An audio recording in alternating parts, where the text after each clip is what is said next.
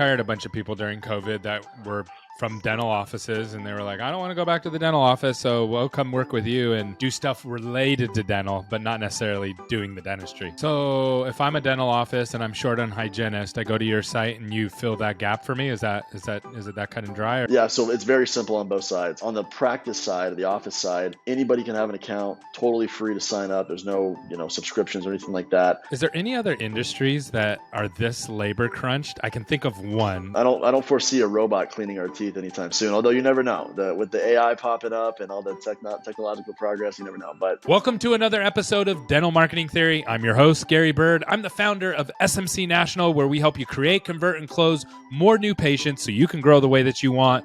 But guess what? You can't grow if you don't have people working in your office. And I know the labor crunch has been really, really hard on people. And today I'm excited because I have Ian on the show. He is the CEO and founder of Toothio, and he's going to get into what they do, how they help you solve your labor shortage. And we actually go into how to make sure that you avoid letting your practice shrink because you don't have the people that you need when you need them. You're not going to want to miss this episode. Stay tuned. All right, Ian. So why don't you tell me how you made it into the dental industry? yeah, so, funny enough, it kind of almost felt like destiny in a weird way. I was kind of always pulled into the industry in some weird way. I started out as a kid, had multiple round of braces, and was in the dental office regularly, which was kind of funny. I had a great dentist, great doctor. Grew up in Colorado, but my path kind of took me in a different direction for a while.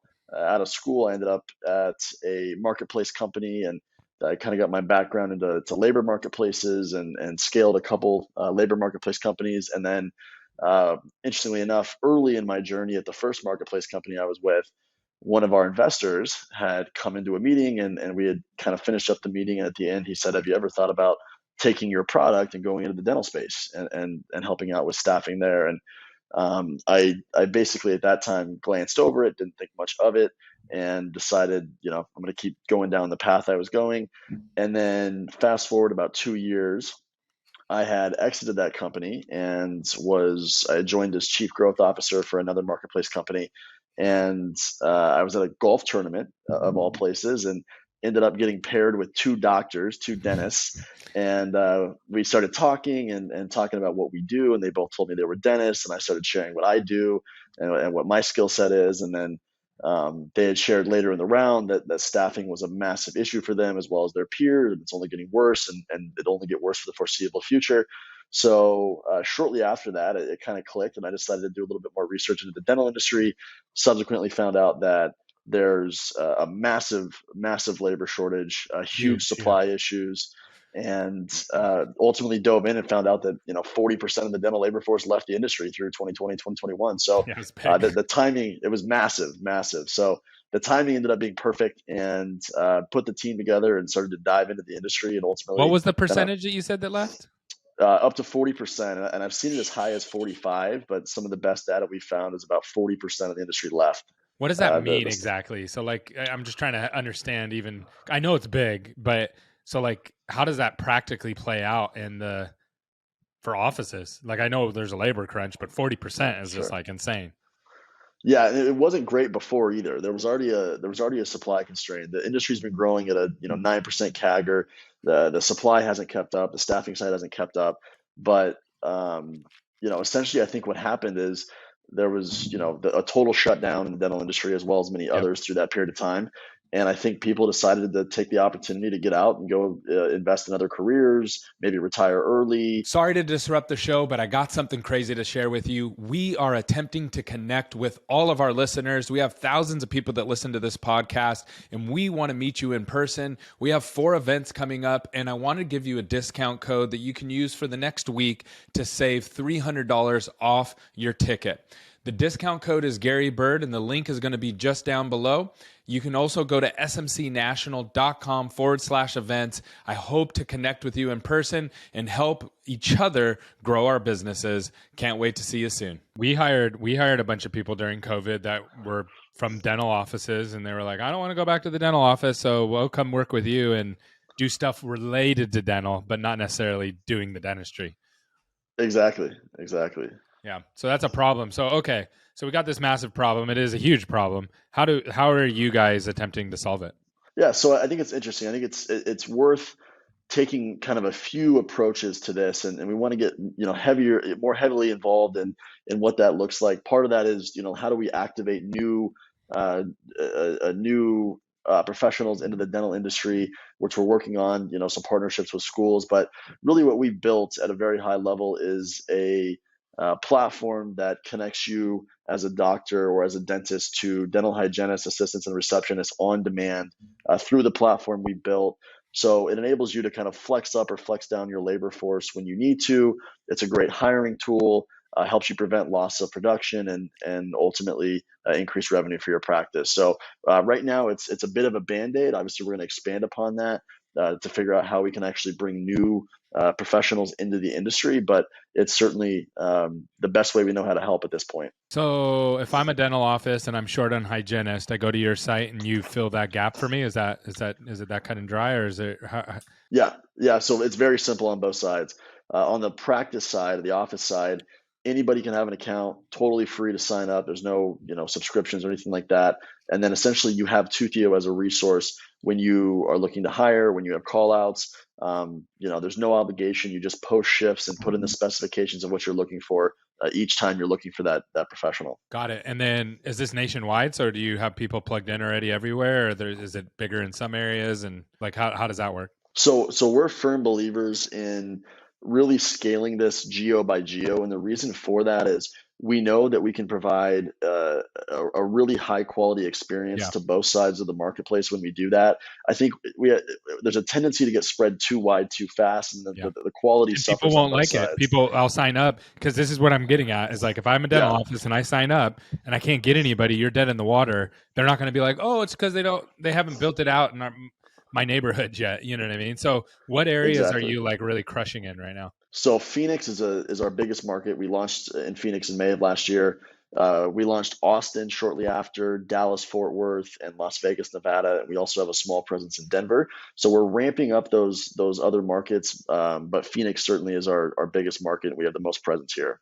What's your next cities? What and I got some stuff. I got a question for you after this that I think will impact everybody. So I don't want people to bounce from the podcast because you only work in those cities right now. I'm going to pick Yeah. your brain on a couple things, but I want to talk about what cities come up next for you, and then we'll jump into that next topic. Sure. So we have a few on our list that we want to service. Chicago's coming up real soon. Orlando, Tampa, LA, um, and probably a couple more tertiary, secondary markets as well, like in Oklahoma City, for example. Houston's on the radar. Definitely not a tertiary. They're a massive market, but Houston's certainly on the radar for us as well. And that we expect to roll out probably 3 to 4 additional markets before the end of the year. And then at the end or middle of next year, we'll do a really big push to start to get into all the major markets across the U.S. That's awesome. Okay, great job on that. That's not an easy thing to do. It's not one of those things where people think like, "Oh, it's just an app that goes nationwide." It doesn't work like that with this kind of app, right? The It app is doesn't. just one function of it, and then you have to get people who want jobs, and then you got to get people who have the job. So it's a big undertaking every time you hit a market, and I know it's a lot of capital that in time you have to put out there. So great job on that. All right, so now I'm gonna kind of drill down on this because I'm curious of this. So I'll kind of present what I've seen in the dental industry, and then you can tell me, Gary, this is right on or wrong.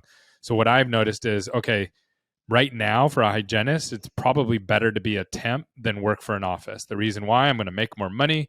I get to pick my hours. If I want to take a week off, I can. I don't have to ask. I can pretty much schedule anytime I want.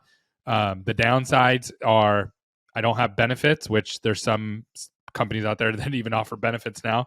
And then I don't have like any kind of like PTO, anything like that. If I'm not working, I'm not getting paid, right? So that's kind of No. the downside versus the upside. Now, from the downside and upside from your perspective, at least if I was in your shoes, is why why wouldn't you put people in offices and they're bouncing around and that's your that's your product, so to speak, right? Mhm. What's to stop these offices to being like, I really want to try to keep this one or keep that one, or is that part of your roadmap that you're building out? So I'd love to work. That's kind of where my brain's at. I would love for you to just Sure. work through those two things. I know it's kind of not connected, but necessarily. But I would love for you to work through that. Sure. Yeah. So I mean, to start, I think you hit the nail on the head. Right now, if you're a temp, which I know is kind of a, was a dirty word at one point, it's shifting over time. But if you're a temp or a gig worker in the dental industry, you have a lot of freedoms and flexibility that you wouldn't normally have if you picked up a full time gig. Not saying that it's not a fit for a lot of people, but certainly has been a trend towards the gig work, not just in dental, but across the board. So I think it's 17% year over year growth of the gig economy. I think in 2021 it grew 31%. Dental's not Crazy. far behind, right? Eventually it's going to move into dental. It already has. It may be one of the later dominoes to fall, but dental is going to see the similar trends that the rest of the industries in the U.S. have seen. So yes, you're exactly right. From a value proposition standpoint, if you're a gig worker or a temp worker, yes, you get to work when you want, where you want, how you want, select the offices you work at. You have no obligation outside of the shifts you accept. So there's all these tremendous value adds to being a temp. And oh, by the way, you're probably getting paid 18 to 20% more than you would if you were full time, right? So there's all these value propositions on the labor side or the worker side, um, that bring people into this, to uh, to kind of dive in deeper on the other side of the marketplace as well.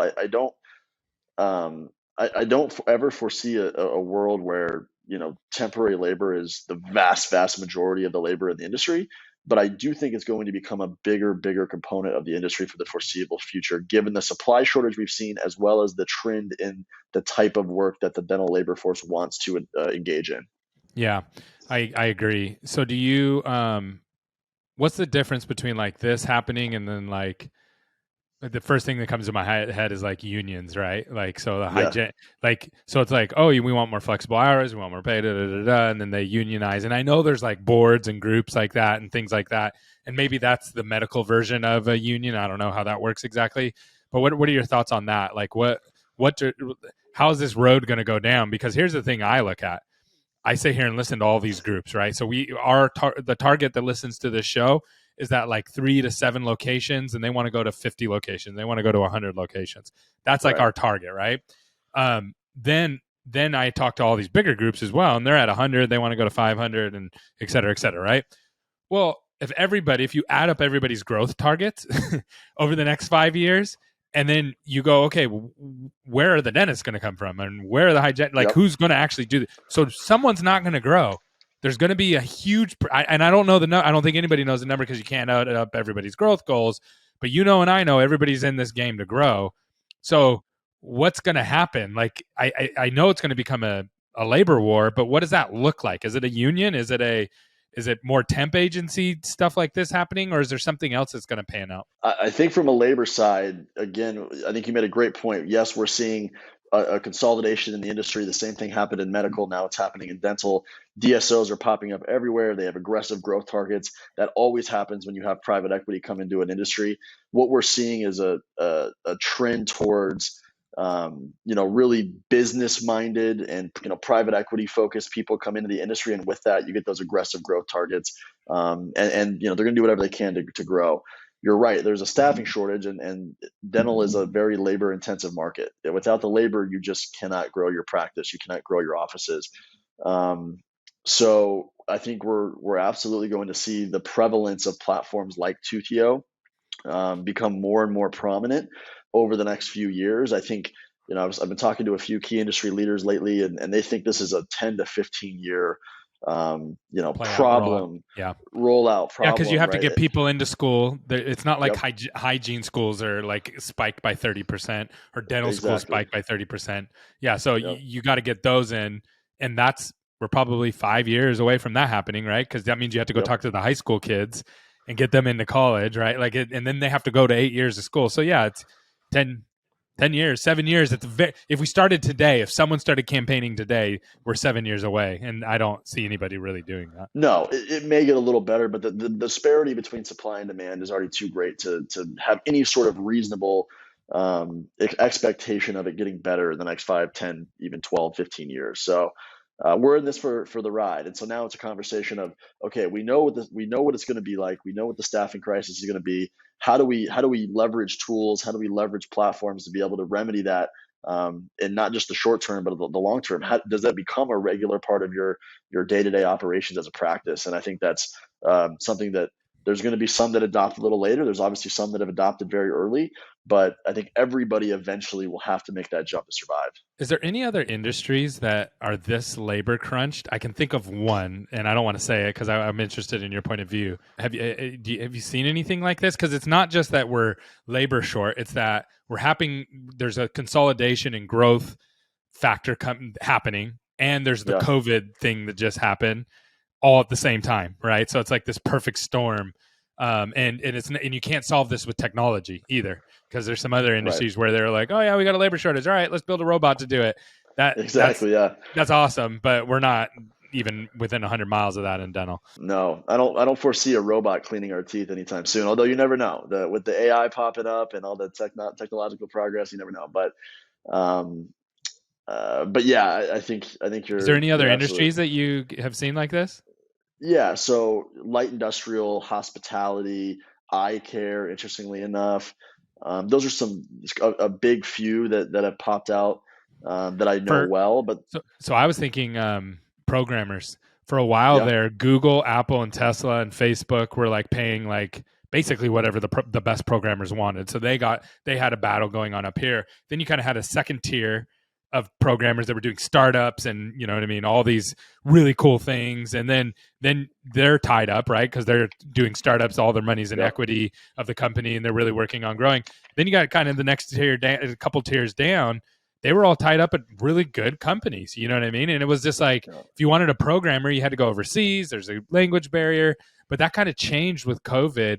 There was a lot of layoffs at these big companies, and from what I understand, now you can take a level 2 programmer, and they will be like a 10x programmer because of ChatGPT and these other AI bots. Like people all of a sudden skill set go through the roof because they have those kind of tools. yeah, and that the Chat GTP, the AI movement, that will definitely change the landscape from a development engineer standpoint. That could be dramatic. Our CTO Troy Amelot, he thinks it's going to be dramatically different in the next 3 to 5 years. There's 100%. certain types of engineers and certain positions that are going to be almost automated out of a job, and now you have this whole new subset of engineers that are literally learning to leverage tools like ChatGTP to do their job. So they're learning an entirely different language, literally how to talk to ChatGTP to program for them. So it is fascinating. That's so awesome.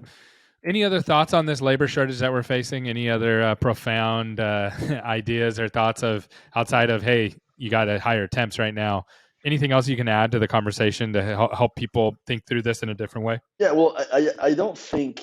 I mean, yes, we're certainly seeing a labor shortage, and again, it's going to last for an extended period of time. But from my perspective and the doctors that I've talked to and a few key industry leaders, it's not the end of the world. It's a challenge. Obviously, you feel the pain as a practice, but if you can leverage tools like the platforms that are popping up, like Toothio, to be able to backfill your staff and fill your office staff to service your patients, these tools are going to pop up. There's going to be accessibility. You're going to be able to, build your team, with through another platform versus having them, internal with W-2 overhead. What I think it does, I think it gives practices a unique opportunity to be able to flex up and down their labor force to meet their demand needs, their patient demand needs. So Mm, I think a lot of this is perspective. yeah. If you can find a great option where you can get a great group or core group of dental professionals, hygienists, assistants, receptionists to come in and staff your practice, you actually have a unique opportunity to reduce your overhead and have a very malleable labor force, to be able to service your patients when the demand spikes or when it falls off, right? So it can actually be a great tool Yeah, I from a love revenue that. standpoint. So two things I'm thinking through, right? So number one, I think offices need to get a lot better at outsourcing. So one of the Yep. things, like not jobs that you fill the need for, but outsourcing. The way I think about it is, you have somebody who's making 30, 40, $50 an hour, and you have them doing a $5 an hour job, and that's a big gap, Yeah. right? Like why is your office manager who's making really good money doing Excel spreadsheet reports? That's So exactly right. yeah, so it's like, okay, and dental's horrible at this. Like dentists, they'll have dentists who are making hundreds of thousands of dollars doing tasks that you could literally offshore. So I think this is going to force dental offices to outsource a lot more, which is actually a good thing. Yeah. I think that will help them get better at what they're actually good at and allow other people to be good at what they're at. The other thing is Yeah. retention just became way more important.